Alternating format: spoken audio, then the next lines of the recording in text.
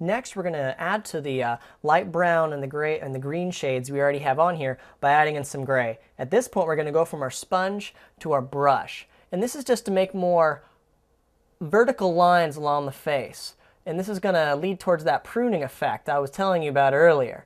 Now we're really blending in lots of the different colors that are already on here. And a lot more of the other colors are much more subdued than the gray. And the gray really helps bring those out into the forefront here. A lot of wrinkles and the browns and the greens all start to flow together more. And it starts looking like more of a uniform, unified face as opposed to just like a little rainbow of colors.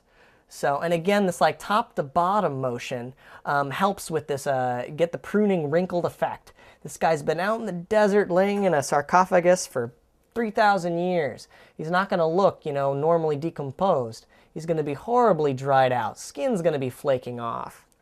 Also, that said, this is less intense makeup job than a lot of others. Why is that? Well, a lot of this, even the main area on the face, is going to be flanked by bandages. So a lot of this is still going to be partially, at least, covered up.